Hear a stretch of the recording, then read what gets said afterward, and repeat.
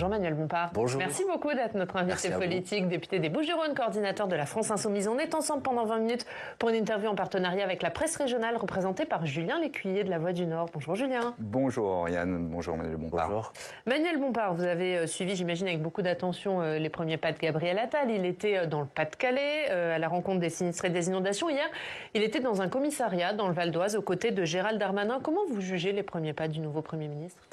Bon, qu'il aille devant des personnes sinistrées dans le Pas-de-Calais, ça me paraît être effectivement sa mission. Il y a des gens qui sont dans une situation de grande souffrance et il est normal que l'État se tienne à leur côté. De mon point de vue, il n'y a pas énormément de surprises sur ce sujet. Pour le reste, moi, j'attends maintenant de voir... Et sur le commissariat hier, ces rencontres avec les policiers, de faire de la sécurité un objectif prioritaire. Oui, quel signal ça offre, puisqu'il a parlé de faire de la sécurité et de l'ordre priorité absolue. Ce que doit comprendre, je crois, M. Attal, c'est qu'il ne peut pas y avoir d'ordre sans justice. Et que moi, ce que j'attends de la part du gouvernement de manière générale, c'est de nous dire qu'est-ce qu'il compte effectivement faire pour faire en sorte que les difficultés, en particulier sociales, auxquelles sont confrontés les Français depuis maintenant plusieurs mois, quelle réponse il compte y apporter. On est aujourd'hui face à des prix qui, contrairement à ce que nous dit monsieur le maire depuis maintenant 2 ans, continuent à augmenter, en particulier des prix de l'alimentation. Il y a l'annonce d'une augmentation du prix de l'électricité de 10% au 1er février. Il y a déjà eu 26% d'augmentation en 2023. Par exemple, si M. Attal voulait donner un signal qu'il tient compte des préoccupations des Françaises et des Français, il pourrait dire on va annuler cette augmentation de l'électricité de 10% au 1er février. Vous voulez dire qu'il se trompe de priorité? C'est qu'il ne fallait pas parler de la sécurité? Mais bien sûr que les gens veulent vivre en sécurité. Mais je crois que ce qu'il faut comprendre, c'est que la sécurité, elle recouvre un certain nombre d'aspects. Et que quand on veut vivre en sécurité, on veut vivre par exemple en sécurité sociale. On veut pouvoir manger à sa faim. On veut pouvoir se chauffer. Ça aussi, c'est de la sécurité. Donc je pense qu'il a une vision... En première mesure, le rétablissement d'un bouclier sur les tarifs de l'électricité moi, pour éviter la hausse. Je lui demande. Malheureusement, j'ai entendu que M. Attal a l'intention d'inscrire sa politique dans les pas de Mme Borne et de M. Macron. Donc je ne veux pas donner l'impression que j'y crois beaucoup.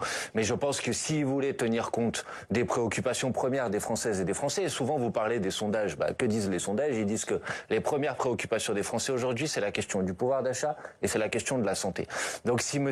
Attal voulait vraiment être à la hauteur de ses préoccupations, je pense effectivement qu'il serait temps de bloquer les prix sur l'alimentation à la baisse, d'annuler cette augmentation du prix de l'électricité. Peut-être avez-vous entendu hier que cette augmentation de 10% du prix de l'électricité au 1er février est uniquement due à une décision gouvernementale. Le prix de l'électricité sur les marchés a baissé.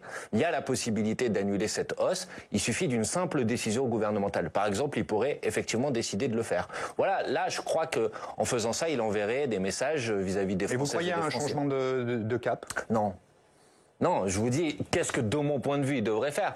Mais je suis pas naïf, j'ai entendu et j'ai suivi avec attention ses premières déclarations. J'ai écouté ce qu'a dit le président de la République lors de ses vœux présidentiels.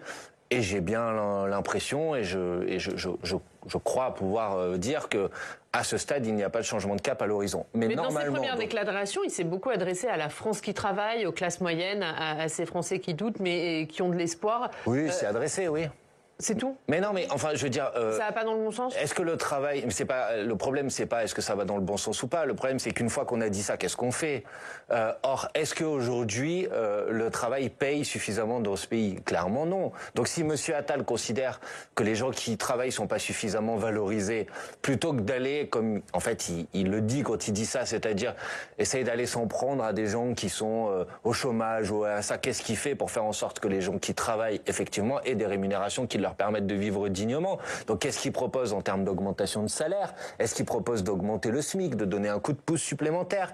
Est-ce qu'il propose d'indexer les salaires sur l'inflation, comme nous avons proposé de le faire? Ça risque peut-être d'arriver dans les prochains jours, ces signaux-là, puisqu'en l'occurrence, il est encore en train de Bon, alors moi, voilà ce que j'attends, puisque la question que vous me posez. Je pense que, comme dans toute démocratie normale, M. Attal devrait dire quelle est sa feuille de route, précisément, devrait venir devant l'Assemblée nationale, prononcer un discours de politique générale. Mais ce qu'il va faire, le Parlement n'a pas repris ses travaux. Et demander Ça, je ne sais pas si c'est ce qu'il va faire. Demander un vote de confiance, j'imagine. Et c'est normalement comme ça que ça... Pardon, mais ça fonctionne comme ça dans toute démocratie parlementaire dans le monde. Il n'y a qu'en France où le Premier ministre serait choisi en quelque sorte et recevrait l'onction du président de la République, du président absolu Emmanuel Macron. La 5e République qui veut ça, et ce n'est pas la première fois. Si ça se confirme que le Premier ministre ne demande pas le vote de confiance du Parlement, c'est déjà arrivé par le passé. C'est déjà arrivé, mais c'est pas la 5e République qui veut ça. La 5e République, l'article 49 de la Constitution ne l'oblige pas, mais permet de le faire. Vous en êtes d'accord? Mais ne l'oblige pas. Mais j'en suis conscient. D'ailleurs, Madame Borne elle-même ne l'avait pas fait. Oui, mais comme Édith Cresson, comme Michel Rocard, qui étaient dans la même position de majorité relative. Mais c'est pas parce que certains n'ont pas eu une pratique que je considère conforme avec ce qui devrait être les usages de la démocratie parlementaire que ça donne le droit à Monsieur Attal de continuer à le faire. Mais vous pensez qu'il peut le perdre, ce vote de confiance? Vous espérez qu'il puisse le perdre? Non, mais moi, mon sujet n'est pas d'espérer qu'il puisse le perdre ou pas. C'est que si on veut faire en sorte qu'il y ait vraiment une rupture avec ce qui a été fait par Madame Borne depuis 1 an et demi, c'est-à-dire la pratique des 49.3 à répétition, il faut donc que Monsieur Attal vienne devant l'Assemblée nationale et qu'il y ait un vote qui permette de dire qui est dans la majorité et qui est dans l'opposition. Mais quel est votre intérêt à ce vote, vous?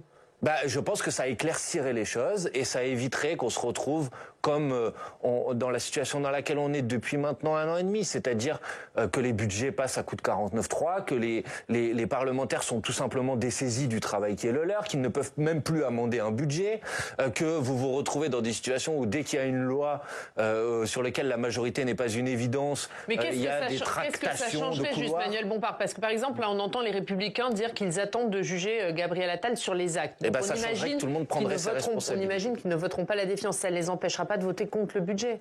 Mais ça changerait, mais si, parce que quand il y a un vote de confiance, ça dit qui est dans la majorité et qui est dans l'opposition. Moi, enfin, ce qui m'intéresse, c'est comment le pays avance. Or, vous voyez bien que ce qu'a fait la situation dans laquelle on a été avec Madame Borne depuis 1 an et demi empêche le pays d'avancer. Le pays est bloqué en permanence par le fait que le gouvernement ne dispose pas de majorité à l'Assemblée nationale. Or, Monsieur Macron, en nommant un Premier ministre, devrait ensuite confier comme mission à ce Premier ministre d'aller chercher une majorité qui lui permet ensuite de gouverner. Il n'y a pas de secret, il n'y a pas de surprise.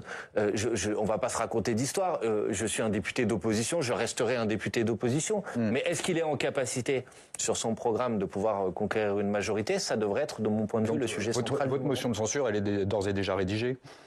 Non, mais moi, je préfère qu'il y ait un vote de confiance. Mais à partir du moment où il n'y a pas de vote de confiance, il est normal qu'on utilise le moyen à notre disposition pour faire en sorte qu'en quelque sorte... Et vous ne craignez pas de galvauder cet outil, puisqu'en effet, vous avez pris pour habitude de déposer une motion de censure dès lors qu'il y a un 49.3, sans qu'elle soit jamais validée. Est-ce que finalement vous ne ternissez pas cet outil?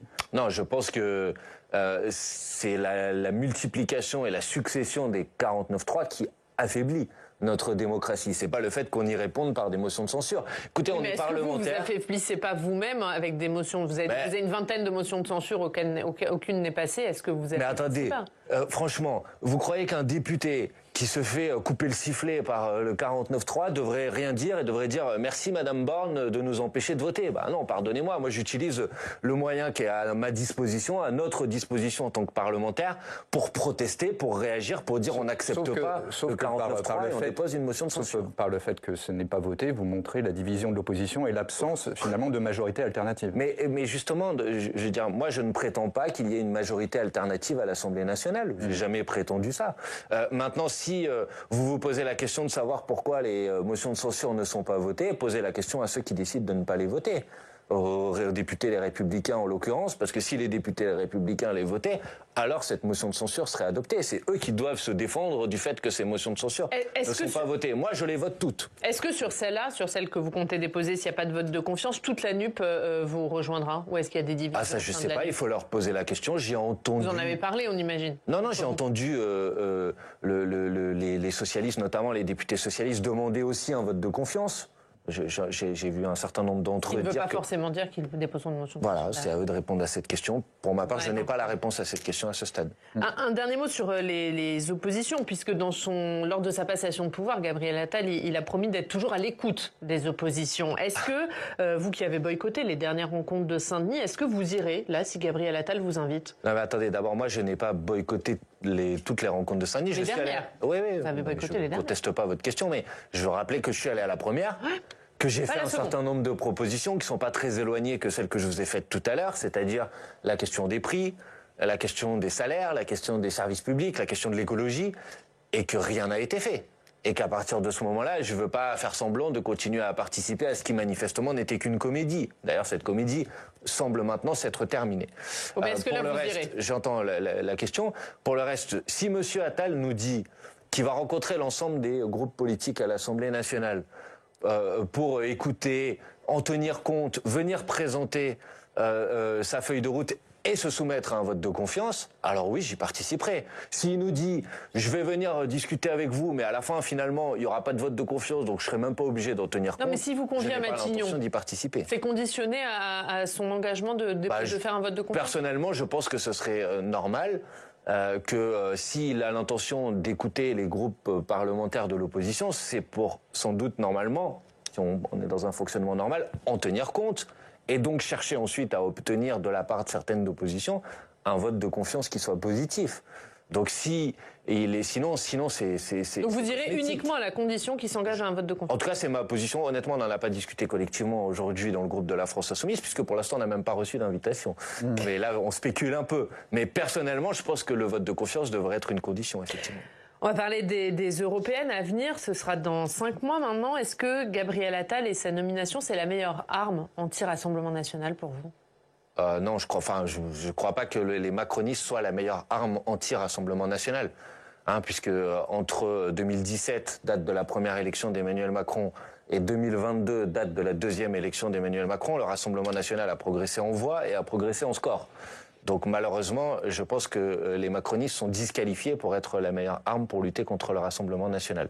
Par contre, oui, bien sûr, dans les élections européennes, il y a la nécessité de proposer une alternative et de faire comprendre ou de rendre crédible la possibilité que pour s'opposer aux macronistes, on ne soit pas obligé d'utiliser le bulletin de vote du Rassemblement national.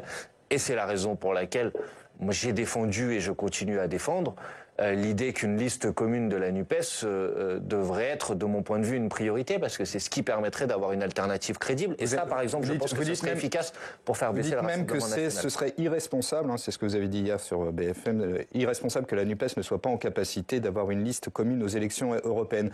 Donc ça veut dire, ce serait irresponsable, ça veut dire que vous estimez que le PS ou les autres partenaires de l'ex-NUPES font preuve d'irresponsabilité s'ils ne vont pas avec vous aux européennes ? Écoutez, moi je prends les gens au sérieux. Et j'ai entendu, après le vote de la loi immigration au mois de décembre, des déclarations de la part des socialistes, des écologistes, des communistes qui disaient c'est un moment très grave, c'est une rupture, c'est une nouvelle étape qui est franchie dans la jonction entre le macronisme et l'extrême droite. Si on pense effectivement que c'est un moment très grave et que c'est un moment de rupture, alors ça doit amener à un sursaut, ça doit amener à une réaction à la hauteur de l'importance de ce moment. Est-ce que ça peut être la NUPES ou est-ce qu'il faut inventer quelque chose d'autre ? Mais qu'est-ce que vous voulez inventer d'autre ? Une autre manière de fonctionner peut-être. Non mais alors après on peut discuter de tout, mais la NUPES a permis de remporter le premier tour des élections législatives quand même. La NUPES a permis de multiplier par 3 ou par 4 le nombre de députés de gauche à l'Assemblée nationale. La NUPES nous a permis d'être l'opposition principale à Emmanuel Macron. Donc si on veut continuer sur ce chemin, il faut bien repartir du point auquel on était arrêté. Et donc c'était la NUPES. Vous prenez les gens au sérieux, vous les entendez, les socialistes, les communistes et les écologistes, ça fait des mois qu'ils vous disent non à une liste commune. Jusqu'à quand vous allez continuer à la demander ? Justement parce que je prends les gens au sérieux, j'ai bien conscience et j'ai bien compris qu'ils nous disaient non depuis plusieurs mois, mais j'ai bien compris aussi que pour tout le monde, le vote de la loi immigration était un moment de bascule et de rupture. Et donc, si on veut être à la hauteur de ce moment de bascule et de rupture, alors il faut être en capacité de dire que des options qui étaient sur la table avant ce vote, finalement, elles peuvent bouger par rapport à ce qui s'est passé. Sauf que, visiblement, les chicaneries entre la France Insoumise et puis le PS n'ont pas cessé, malgré ces appels à l'union. Mais il n'y a pas de chicanerie, écoutez, franchement. Écoutez, c'est pas ce que disent les réseaux sociaux quand des tweets ou se répondent les uns les autres. Appelez ça comme vous voulez. Moi, je considère que à partir du moment où on est à un moment d'une telle gravité, je pense pas qu'on puisse prendre prétexte de tel ou tel échange sur les réseaux sociaux pour empêcher la liste unique dont on a besoin. La question, c'est pas de savoir si ça fait plaisir à un tel ou une telle. La question, c'est de savoir qu'est-ce qu'on propose au pays, qu'est-ce qu'on dit aux Français qui sont en recherche d'une alternative. Je pense que oui, effectivement, je pense que ce serait assez irresponsable de dire aux Français, oui, c'est vrai, bon, le vote de la loi immigration, c'est un moment très fort, très important, il y a une rupture qui a été marquée. Mais bon, on va continuer comme avant parce que vous comprenez. Mais vous aviez lancé un appel déjà. Plus d'élus que son voisin. Vous aviez lancé un appel à ce moment-là, au moment de la loi immigration, à vos partenaires de l'ANUP. Vous avez eu des retours ? Non, à part le parti Génération qui a répondu favorablement, non, les autres partis n'ont pas répondu. Je ne vais pas vous raconter d'histoire. Donc, je forme le vœu qu'ils répondent enfin. Après, Olivier Faure. J'aimerais les convaincre. Olivier Faure a répondu malgré tout fin décembre, il disait qu'il pouvait imaginer une union de la gauche, mais sur des bases claires. C'était sur ce plateau même, rien ne peut en témoigner. Mais donc, peut-être faut-il réinventer des bases claires. Hein. Mais qu'est-ce qu'il n'y a de pas clair dans le programme de la NUPES ? Enfin, je veux dire, le problème, c'est qu'on est dans c'est sur la centralité. Oui. On a l'impression, évidemment, que tout ça se confond aussi avec l'influence de Jean-Luc Mélenchon sur la ligne de LFI. Mais écoutez, il y a 75 députés insoumis à l'Assemblée nationale, il y en a 151 de la NUPES. C'est pas moi qui l'ai décidé, ce sont les électrices et les électeurs. Donc à partir de ce moment-là, on est obligé de tenir compte de cette réalité. Mais si vous n'êtes pas en tête des élections européennes, est-ce que c'est pas là aussi votre crainte ? Est-ce que vous réclamez pas à corps et à cri une liste commune de peur d'arriver derrière, notamment les socialistes, aux élections européennes et de du coup reposer de nouvelles bases de la NUPES. Madame, en 2019, la liste de la France Insoumise a fait 6,3%. Aux élections présidentielles de 2022, Jean-Luc Mélenchon a fait 22%. Mais là, dans les sondages, c'est le Parti Socialiste qui est donné devant vous aux européennes. J'ai bien noté. Et d'ailleurs, aux élections européennes de 2019, les écologistes avaient fait 13% et Yannick Jadot a fait moins de 5% à l'élection présidentielle. Donc pour vous, la base de la NUPES, ça restera la présidentielle. Les européennes non, c'est pas ça que je suis en train de vous dire. Je suis en train de vous dire, mon sujet aux élections européennes, c'est pas la question de la France Insoumise, de savoir quelle est la position que va avoir la France Insoumise. Franchement, ce serait pas à la hauteur de la situation de dire ça. Mon sujet, c'est qu'est-ce qu'on dit aux Français. On voit bien que la Macronie est dans un moment de désagrégation. Bon, et que la question qui est posée, c'est qui est l'alternative, qui va gouverner ce pays demain.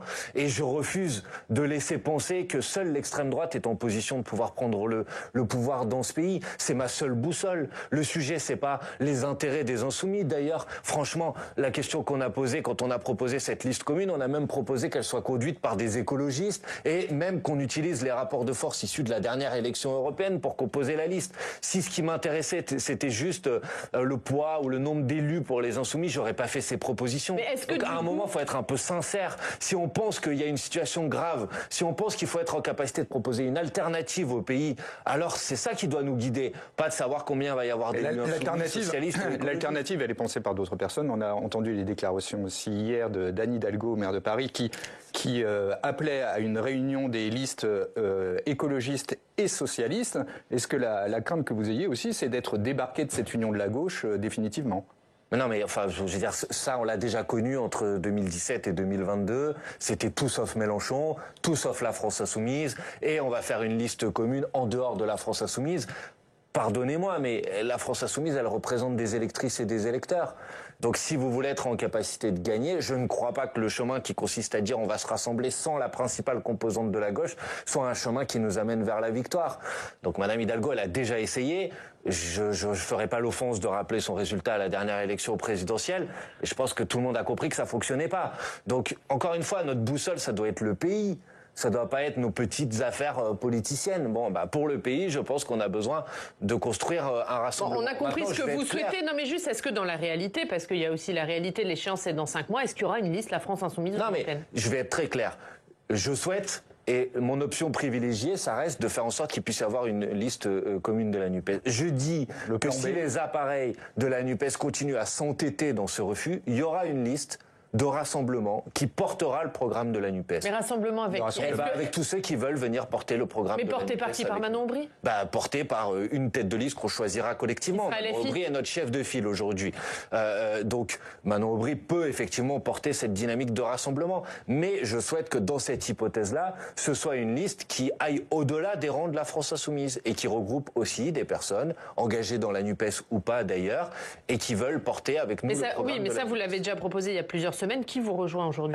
Laissez-moi un petit peu de temps. Il y a une convention de l'Union populaire qui va être organisée au milieu du mois de mars. D'ici à cette convention, on va faire le travail. Oui. Et si d'ici au milieu du mois de mars, on n'a pas réussi à faire en sorte que la liste commune de la NUPES soit possible, alors effectivement, on lancera cette liste de l'Union populaire. Vous aurez 2 mois pour faire campagne. Oui, ça fait court, hein. Bon, écoutez, vous savez, la campagne des élections européennes, d'abord, c'est pas parce qu'on n'a pas immédiatement notre tête de liste, notre liste complète qu'on ne peut pas parler des sujets européens. Regardez, prenons quelques exemples. Je vous ai parlé du prix de l'électricité tout à l'heure. Bon, il y a en ce moment en discussion au Parlement européen une réforme du marché européen de l'électricité. Nous nous opposons au fait qu'on continue avec le marché européen de l'électricité, c'est-à-dire que le prix de l'électricité soit indexé sur le prix du gaz. Nous sommes le seul groupe au Parlement européen à refuser la poursuite de cette logique. Donc ceux qui veulent, par exemple, faire en sorte qu'on maintienne les tarifs réglementés de l'électricité, qu'on sorte avec cette logique folle de l'indexation du prix de l'électricité sur le prix du gaz, ils devront voter pour les eurodéputés de la France insoumise. Julien, on va parler de la vague de froid Oui, puisque hier, dramatiquement, 2 personnes sont décédées dans la vague de froid qui nous touche, un SDF dans une cave à Boulogne, une femme en pleine rue à Carpentras. Il y a 3000 enfants qui sont toujours dans la rue dans ce pays. Lundi, le ministre du Logement a annoncé 120 millions d'euros supplémentaires, une enveloppe qui doit correspondre à 10 000 lits supplémentaires. Ce que vous lui dites, ce n'est pas assez. Pire que ça, d'abord, il y a déjà eu 2 drames, vous l'avez dit, et je pense que si le gouvernement veut être à la hauteur de ses responsabilités, il doit empêcher qu'il y ait de nouveaux drames. Et on n'a pas le temps, en fait. C'est tout de suite, immédiatement. Mais c'est-à-dire, qu'est-ce que ça veut dire, empêcher Ça veut dire qu'il faut un plan d'urgence pour faire en sorte qu'il n'y ait plus une seule personne qui dorme dans la rue. Comment? Et ces 120 millions, c'est pas un plan d'urgence? Attendez, comment? En ouvrant des nouvelles places d'hébergement d'urgence. Ça, c'est ce qu'il a annoncé? Non, il a annoncé un budget, si on en croit les chiffres, qui permet d'ouvrir 10 000 places supplémentaires d'hébergement d'urgence. Il y a 330 000 personnes qui dorment dans la rue. Vous voyez bien que le budget qui a été débloqué n'est pas à la hauteur de la situation. Donc il faut davantage de places d'hébergement d'urgence. Il faut réquisitionner les logements vacants. Aujourd'hui, je vous dis 330 000 personnes qui dorment dans la rue, plus de 3 millions de logements vacants en France. Pour une personne qui dorme dans la rue, il y a 10 logements qui sont vides. La loi permet la réquisition des logements vacants dans un moment d'urgence pour faire en sorte qu'on mette les gens à l'abri. Voilà ce que le gouvernement doit le faire. S'il ne le fait pas, je l'accuse et je considère qu'il sera coupable de non-assistance à personne en danger. Les gens qui dorment dans la rue aujourd'hui sont en danger. Quand il fait froid comme ça, vous savez très bien que ça peut conduire à la mort. On a déjà eu 2 drames de cette nature. Maintenant, il est temps que le gouvernement, plutôt que de nous amuser pendant encore des jours et des jours avec la parodie, la comédie du remaniement, se retrousse les manches et fasse en sorte que l'ensemble des Français soient protégés, soient mis à l'abri, qu'on n'ait pas encore un drame supplémentaire. Enfin, ça me paraît être une évidence qu'on puisse pas accepter que dans la 6e ou 7e puissance économique du monde, il y a des gens qui meurent dans la rue à cause du froid. Les gens ne meurent pas à cause du froid, ils meurent à cause de l'inaction gouvernementale à protéger les gens qui sont confrontés au froid. Il y a 70 ans, l'abbé Pierre rappelait lui-même, c'était le 1er février 1954, à une insurrection de la bonté. C'est ce que vous proposez aujourd'hui? Bah oui, enfin écoutez, franchement, je sais pas, quelles que soient nos options politiques, je pense que tout le monde peut quand même se retrouver dans l'idée de dire que c'est pas possible de mourir dans la rue parce qu'il fait froid et qu'on n'a pas d'abri. Et d'ailleurs, je rappelle quand même que le président de la République, Emmanuel Macron, élu en 2017, avait pris un engagement que plus une seule personne sous 3 ans n'allait vivre dans la rue, n'allait dormir dans la rue. Vous avez dit, il y a des enfants qui dorment dans la rue. Enfin, je sais pas, je pense que toute notre humanité à tous, elle devrait nous conduire à dire, indépendamment de nos désaccords et de nos conflits politiques, là, il y a une priorité, faisons en sorte qu'on mette les gens à l'abri pour qu'il n'y ait pas encore davantage de gens qui meurent. Je pense que ce message-là, au moins, il peut être entendu. Une dernière question, Julien? Sur la loi immigration, on en a parlé. Vous marcherez contre cette loi immigration le 14 janvier, là, ce dimanche. Et alors qu'il y a une autre action qui est prévue le 21. On marchera aussi le 21. Et vous avez signé l'appel, en effet, avec les ex-partenaires de la NUPES. Mais est-ce que 2 mouvements comme ça, est-ce que c'est pas dommage, finalement? Écoutez, je vais vous dire les choses franchement. Nous avons travaillé, les Insoumis, notamment par l'intermédiaire d'Aurélie Trouvé, pour essayer de faire en sorte qu'il n'y ait qu'une seule date de manifestation. Et nous avons essayé de discuter avec les personnes et les organisations, les associations, les collectifs qui appellent au 14 janvier, avec ceux qui appellent au 21 janvier, pour faire en sorte qu'on se donne un seul rendez-vous. Mais alors pourquoi on n'a pas réussi? Parce que certains sont partis sur la date du 14, les autres sur la date du 21. Est-ce que c'est toujours gênant pour les anciens partenaires de défiler avec vous? Ils sont là le 21. Non, honnêtement, je crois pas que ça soit la question, que ça soit la position de la France Insoumise. Oui. D'ailleurs, la France Insoumise appelle à participer et au 14 et au 21. Moi, personnellement, mais c'est parce qu'il y a des acteurs associatifs, collectifs qui se sont pas manifestement mis d'accord sur les deux initiatives. Donc voilà, c'est comme ça. Moi, je veux pas ajouter de la division à la division. C'est pourquoi les Insoumis, nous avons pris la décision de participer à ces deux manifestations, à celle du 14 et à celle du 21. Et j'appelle les Françaises et les Français qui nous écoutent à se mobiliser. Je pense que tout le monde doit entendre que cette loi immigration a défiguré l'image de la France, qu'elle a créé de l'émoi, qu'elle donne l'impression que la France se rabougrit, se referme sur elle-même, que c'est une rupture avec un certain nombre de principes républicains d'égalité entre, par exemple, un travailleur français et un travailleur étranger. Et parfois, on a essayé de faire croire aux Français que cette loi allait ajouter ou répondre à des difficultés qu'ils rencontrent. Mais je veux juste dire, aucun Français ne va gagner du fait qu'on va rendre la vie des travailleurs étrangers plus difficile. Et si les travailleurs étrangers arrêtaient de travailler pendant une journée, vous verrez l'apport qu'ils ont pour le pays. Donc je pense que les Français doivent se mobiliser. Merci Manuel Bompard. Merci beaucoup d'avoir été notre invité.